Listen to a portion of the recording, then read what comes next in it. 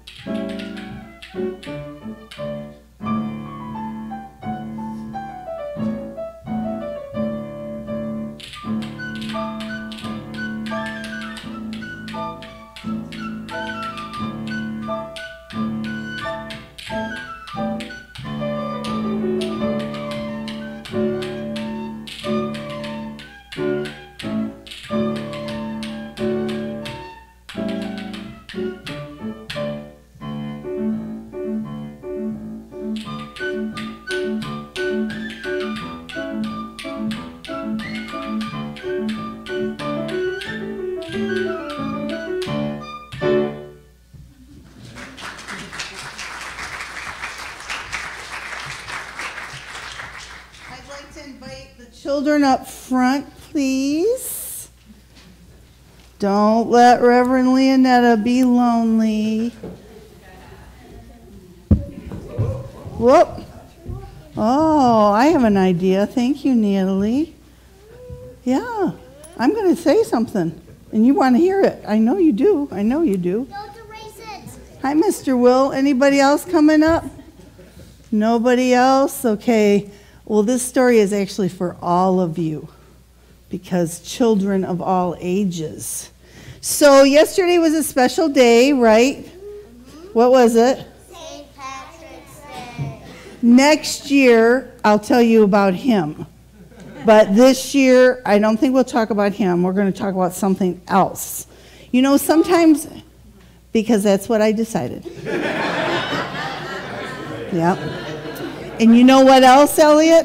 Next year, you and I are going to be so much smarter, because St. Patrick is very complicated.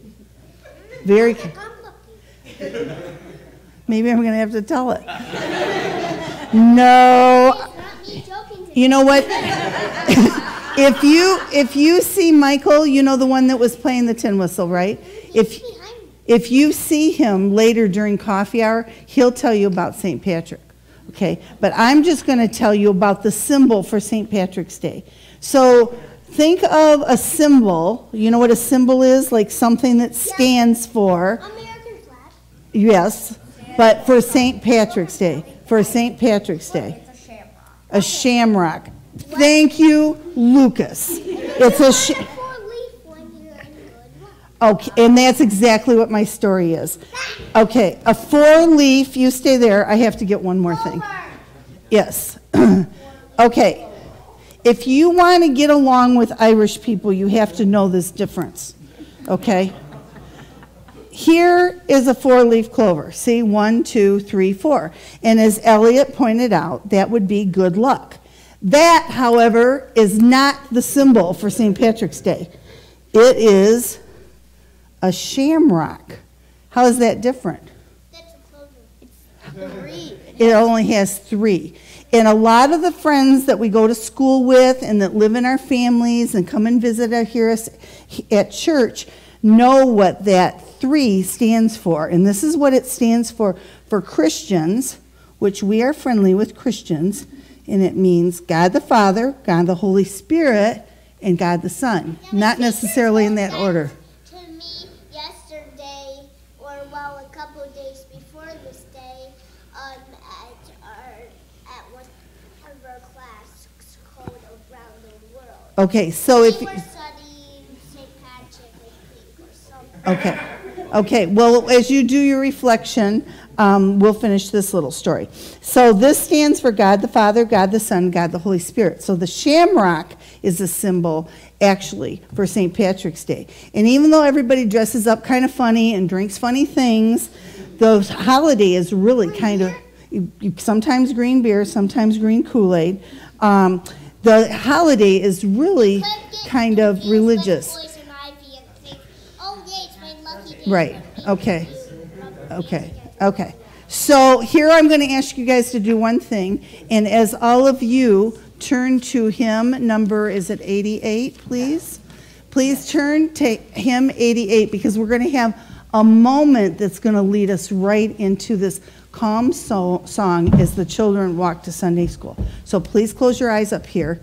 Okay, close your eyes. Okay. Every so often, you can have this calm time in your own minds. It's your choice, and sometimes you need it, okay? And so this nice hymn that we're going to sing, and Natalie's going to lead you out, I believe, with Will. We're not talking about leprechauns or St. Patrick. We're done with all of those people. We're done with those people. So we're going to sing Calm Soul of All Things, Make It Mine, as the children walk out to Sunday school. Is it for Will, Natalie? Okay. All right. And if everybody would sing, please. There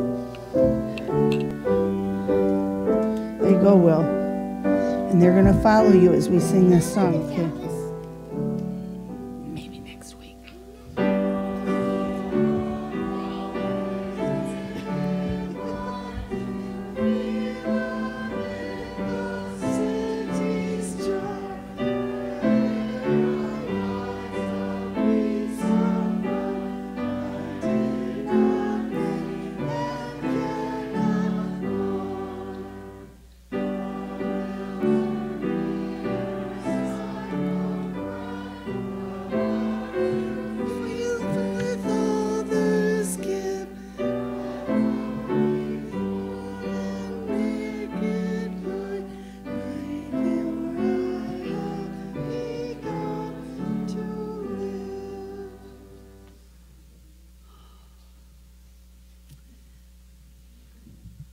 For those of you that know about the history of Unitarian Universalism, you know that we are a free-thinking church.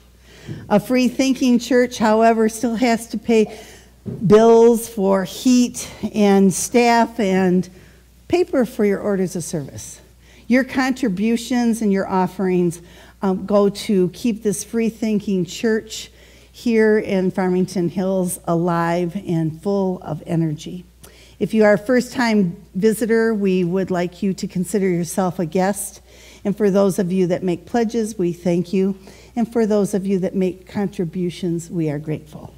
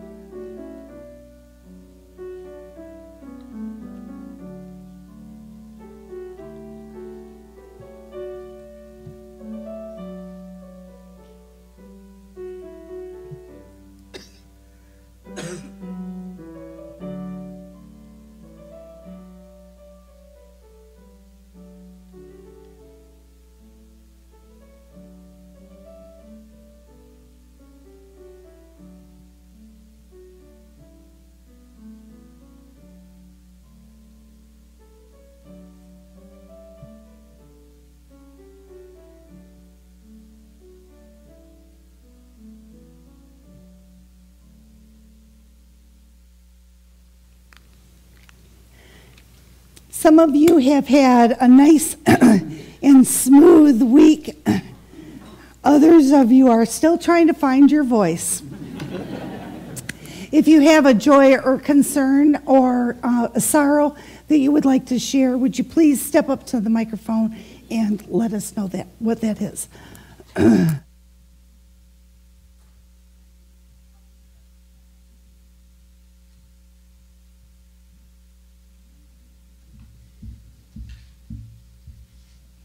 Good morning, my name is Marie. I'm a member of the Social Justice Committee and the Save the World group. It's my joy to say that this week, with your help, we moved a family of 4 from Freedom House into their first apartment in America. Yes, do applaud for yourselves. I'm on a step here. It was amazing. I was lucky enough to be the first person there in the morning to see an empty apartment with, nothing but unvacuumed carpet in it. And I was the last person in the afternoon because I was running errands and bringing in the last odds and ends at the end of the day. And when I walked in at the end of the day, I saw a home. There was furniture. There were pictures on the walls. There were plants. The dishes were washed and put away. And I know a couple of the choir members worked all day very hard. Thank you. It's amazing, the amount of love and effort that goes into this, and the people who get these apartments feel that. We are very popular at Freedom House, our churches, because we go that extra mile, and I want to thank all of you for that.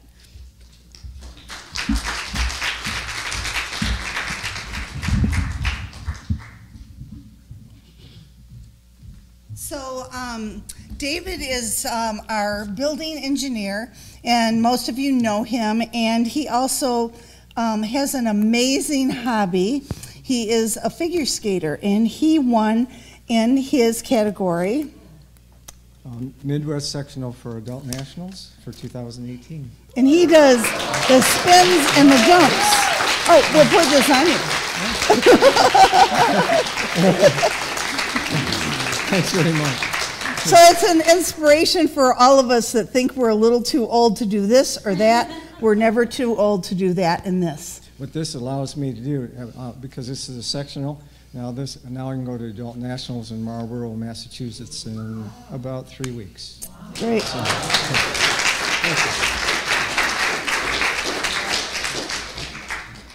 you. And I think that's the second time Dave won that, right? Yeah. So on a personal note, I'm going to try and be quick, but a cute story, of course, about my grandchildren. 2 Christmases ago, I gave them mittens for Christmas because they were losing their mittens. Told the story of the 3 kittens that lost their mittens, and then I said, if you still have those mittens on St. Patrick's Day, there will be a prize. Well, I forgot all about it, but my son said, oh my gosh, Lily's scared because she thinks she can find it at school, so we'll put this off till Monday. So then they sent me a photograph, and I'm like, oh my gosh, should I take him to a movie? What should I do? And he said, Mom, a stick of gum will make them happy. That's all they need. Well, so that was 2 Christmases ago. I don't even remember talking about it this last Christmas, but maybe I did. So then my son said to me Friday night, he was out of town, and his wife called him one morning after she dropped off the kids and said, oh my gosh, Anna's so relieved because she found her mitten at the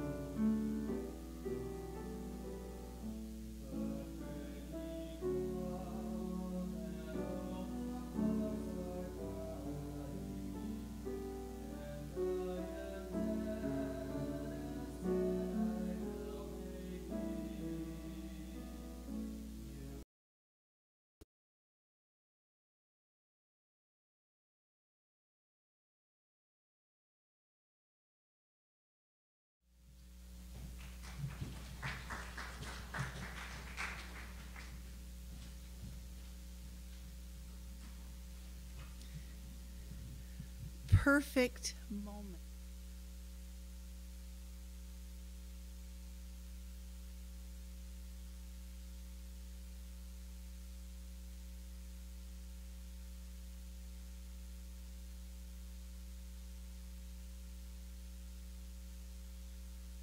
Piano's incorporation into their soul of the beautiful music.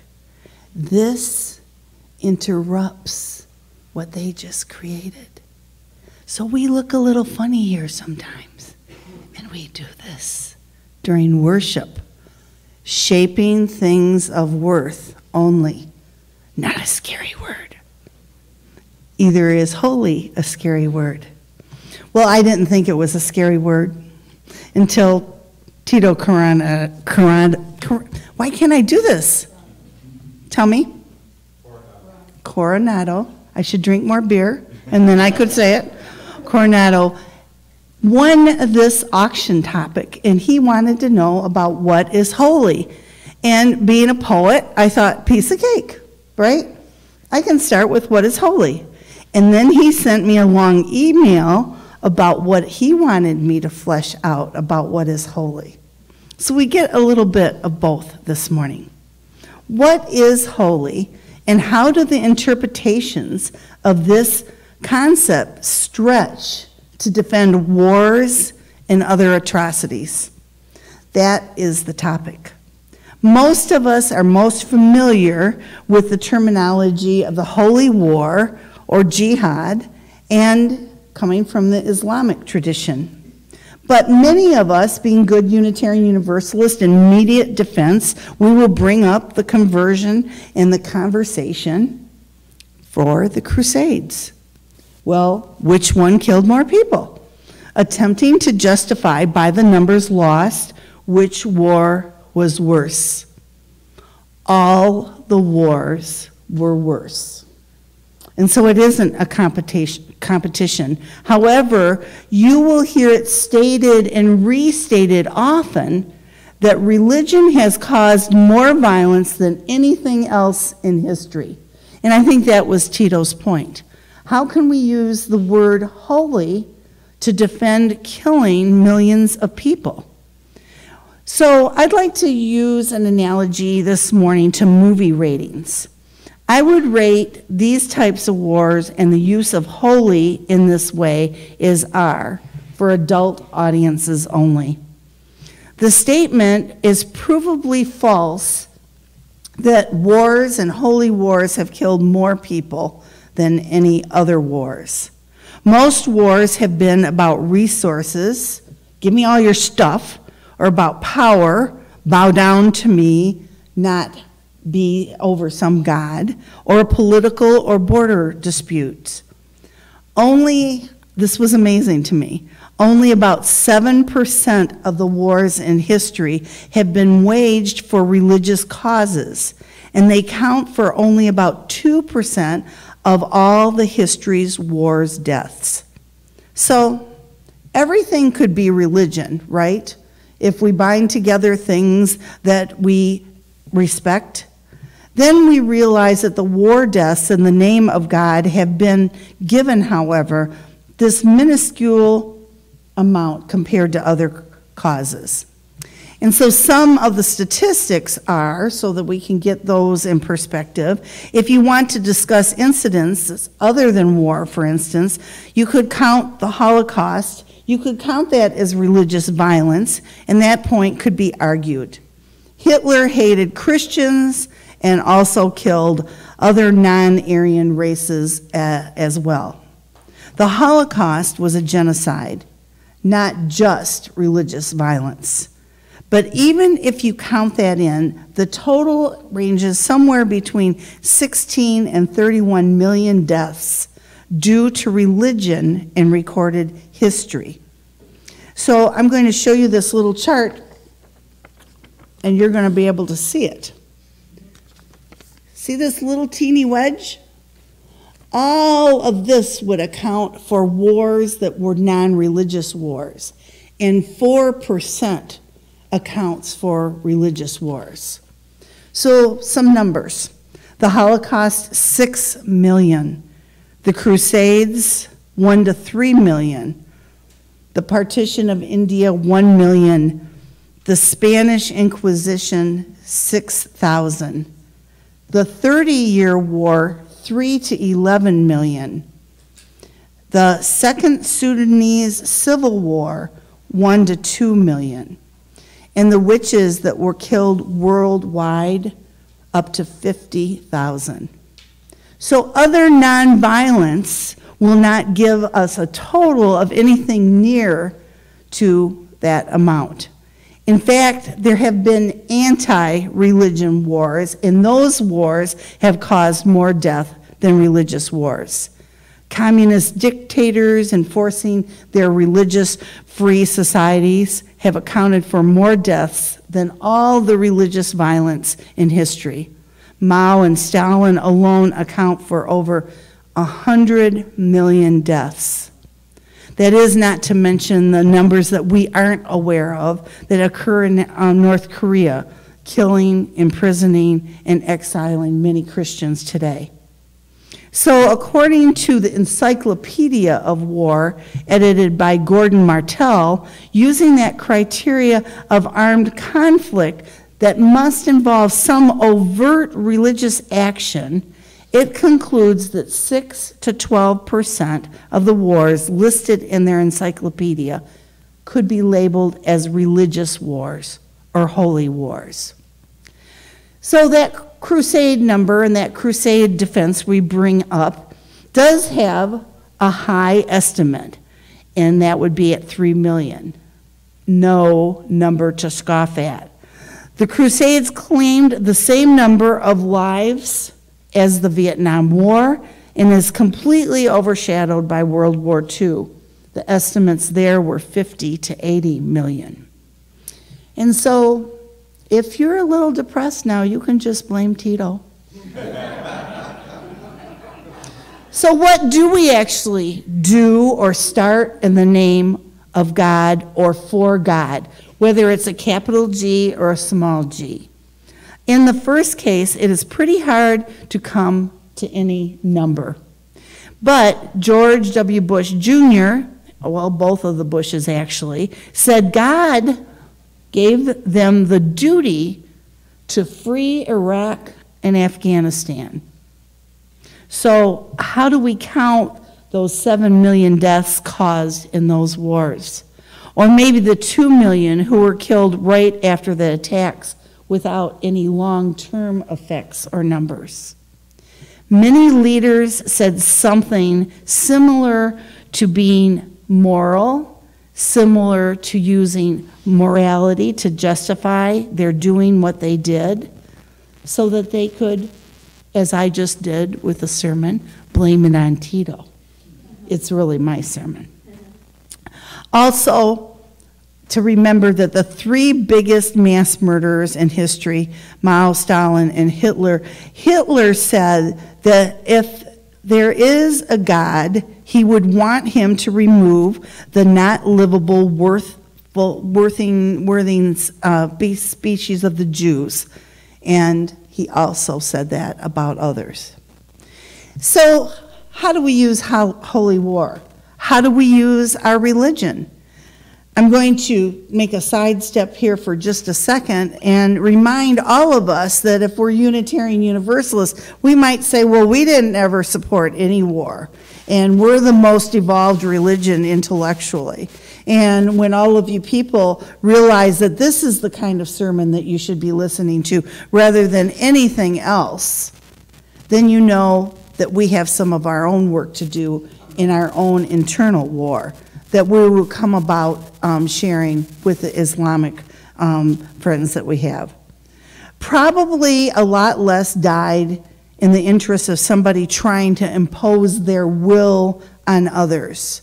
So you might call holy wars ego wars, because the propaganda of so many wars invoke religion just to justify their actions. They're really about trying to impose their will on somebody else. And then there are the wars and the violence that did not invoke religion, didn't fight for the sake of religion, but Stalin and Hitler resulted in the vast majority of casualties and the largest numbers. So as we look at this and we look at what's happening in our world now, yes, maybe Unitarian Universalists are some of the most evolved. We want no more wars. No wars using religion not as a cause to inspire masses to enlist and join the fight. No wars that say our way of life is at stake, therefore we have to squelch you. The story that I didn't say this morning about St. Patrick, I didn't want to talk about him with kids that age because St. Patrick drove the snakes, the pagans, out of Ireland. That's what he was driving out of Ireland. The Unitarian Universalist in 1987 welcomed the pagans in with a special covenant of their own. And so we don't claim St. Patrick as a Unitarian Universalist. So I want to just flesh out a teeny bit about jihad because I think this gives you something to go further and understand further. Yes, the Islamic people do have an idea about holy war, but Muslims use that word to describe three different kinds of struggle. A believer's internal struggle to live out the Muslim faith as well as possible by following the 5 pillars. And then 2, the struggle to build a Muslim community. And then the holy war, the struggle to defend Islam with force if necessary. But many writers claim that the main meaning of jihad is that internal spiritual struggle. And that is what is accepted by many Muslims. That internal jihad is the one that the Prophet Muhammad has said to be called the greater jihad. But the quotation in which the Prophet says this is regarded as coming from not a reliable source by all scholars.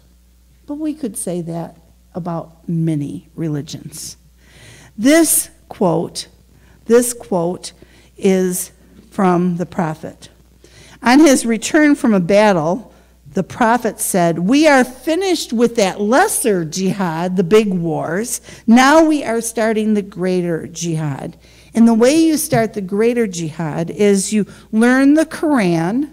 So I want you to think of this not as just in Islamic ways, but what do we do as Unitarian Universalists? You learn the Quran, or for us, we learn the history of Unitarian Universalism.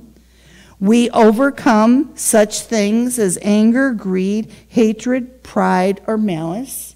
All of you are working on that every time you drive somewhere.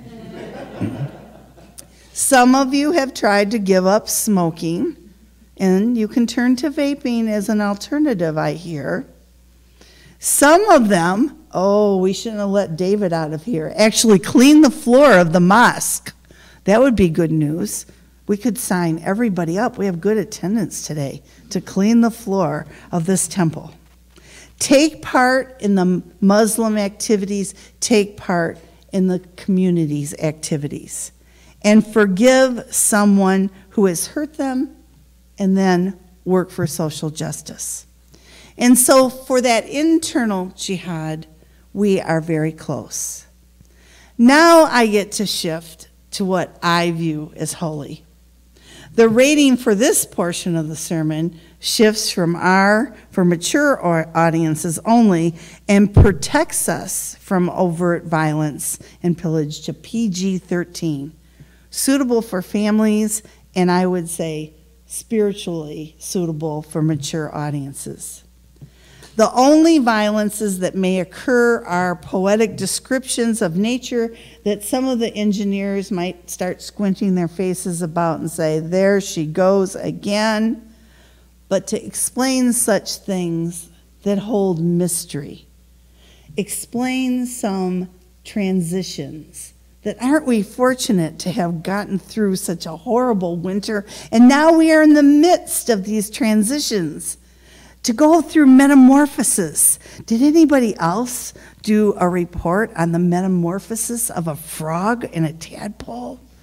Oh, those kind of things stick in your mind. The cocoon to the butterfly. So in my experience of the holy, it represents that which is held most high, and most high in an esteem of my experiences, and have touched me in profound ways. I will find out later from the choir and Diana Munch where that first piece of music came from, but isn't it amazing when you hear them sing and you know you're touched by the holy? Because the goosebump factor tells you. And so what an amazing thing that our body actually has this responsive way of telling us that something is holy. Each of us would have different lists to illustrate holy in our lives. After hearing the description of the experiences, however, few of us would take up any argument to deny the holiness of those times described. In 1975, Annie Dillard took up residence in an island in Puget Sound in a wooded room furnished with one enormous window, one cat, one spider, and one person. For the next 2 years, is this a writer's dream? She asked herself questions about time, reality, sacrifice, death, and the will of God. In the book, The Holy and the Firm, she writes about a moth consumed into a candle flame, about a 7-year-old burned in an airplane accident, about a baptism on a cold beach. But behind the moving curtain of what she calls the hard things, rock and mountain and salt and sea, there's where she sees holy is the firm. Sometimes it's far off, and sometimes it's as close up as my hand. And the power play that happens in that holy fire that makes things move into a category away from merely the mundane. And so this is one of her excerpts. God, in this reference, is a small g. Each day is a God, each day is a God, and the holiness holds forth in time. I worship each God, I praise each day as it's splintered down, and wrapped in time like a husk of many colors spreading, and at dawn fast over the mountain split. I wake in a God, I wake in the arms, holding my quilt, holding me as best it can inside my quilt. Something or someone, a thought maybe, is kissing me. Already I wake and I cry, oh, I rise from the pillow. Why should I open my eyes?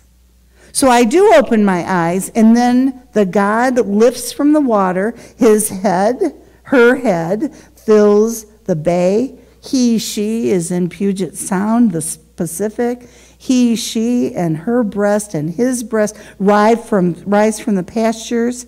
The fingers are like furs. The islands slide wet onto the shoulders. Islands slip blue from the shoulders and glide over the water. So today's God arises, the long eyelashes flickering into the clouds, flinging open arms, spreading color, arching, cupping sky in the belly, vaulting, holding all that spreads over me. So isn't that much lovelier than to think about whatever we had to cover in the beginning? So whenever I have sat at the bedside of a person at any stage of birthing or dying or in between challenges, I have been honored by this vocation to be in the presence of the holy. Those intimate conversations that touch the hopes and the fears and the struggle in the immediate moments.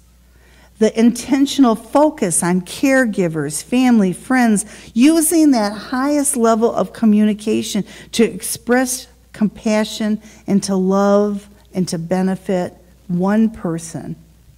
That is an example of the holy.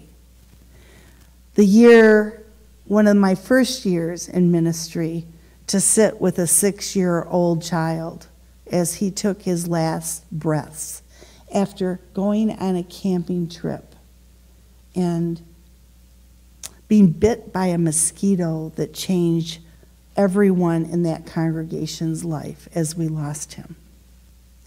Walking in the midst of a cloud, how many of you have done this?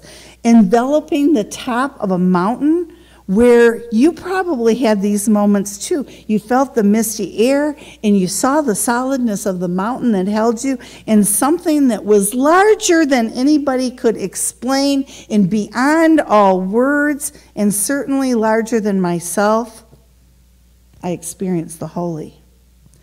Offering Unitarian Universalist ill-defined prayers in certain uncertain forms. This is what I did in a basilica in Toronto in the 80s, because I was in the midst of a divorce and I had 2 young children, and I was plotting into that divorce, and I knew it was going to impact many negatively. And yes, I took my Unitarian Universalist ill-defined prayers in uncertain forms, and I left them in that basilica, wanting my children to be protected from the inevitable pain that they would go through. And then seeing Black Panther. Whoa! Now what does that have to do with the holy? This is what it has to do with the holy. You remember the lessons of the ancestors. And you know that wherever you are today is because of the sacrifices that somebody else made, even if they were not perfect sacrifices, even if it didn't feel good, you are here because of some ancestor that made a decision to do the right thing and to move us forward. So, another example that's coming up. Teach the children the names of the flowers and the trees. So then I pry my grandchildren's attention away from Twitter and Snapchat screens to actually take them into the garden, walk over again to reintroduce them to nature and give them the names of the flora and the fauna. There, the holy shows up again. So, how do you do this? How do you recognize this? Last weekend, I visited a friend who recently lost her husband. He was only 63. She's 57. And so we did what every grieving woman should do. We walked through the aisles of Marshalls. But we had a different goal, and that was to find the most appropriate urn for her to rest her husband's ashes within. It was a holy task. And we had holy tears, and we had holy laughter, and we held back and we didn't tell the cashier what we were doing. She just thought we were having a moment. So holy means dedicated or consecrated to God or a religious purpose, or most importantly, the word that's going to hold it for all of you, something that is sacred, something that is hallowed, something that is venerated, something that is divine or revered or blessed or dedicated by you. So on the cover of the order service, depicting a woman carrying the Holy Grail, various traditions from Arthurian to Christian and more, explain that Grail is having powers of miraculous degrees and sought after in really good movies like Indiana Jones, I believe. So when you think about the Holy Grail, this is what I want to leave you with. Imagine someone has gifted you with this holy grail, this container. It looks similar to a chalice in a more humble version. What would your holy grail hold? How would you experience the divine? What would you put on your list of most sacred experiences? When have you felt most blessed? And what does it take for an experience to shift from the mundane to the sacred for you? May each of you continue to know that this life is truly holy. It's truly a blessing. It's truly amazing that you can hold in your heart those statistics, and you can hold in your heart the story of shopping in Marshall's for something sacred. May each of you continue to experience the holy and know what is sacred, and don't let it pass by. And then when you get really brave, you're going to be able to label it and put a name to it, just as the flora and the fauna within your gardens. So be it.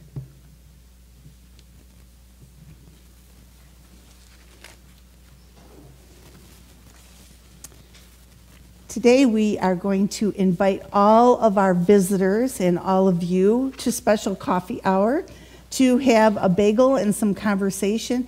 And if you're really lucky, I bet there's a little bit of food left over from the volunteer appreciation breakfast that we had this morning. Only in a Unitarian Universalist church would we invite the volunteers that have done so much all year to get up early so that we can give them a breakfast to thank them. But it's the thought that counts. Remember to keep your eyes and your heart open. Remember to carry the chalice light within you and make a difference. And when you have something to say, try to say it gently and leave a holy moment behind. Thank you, Tito.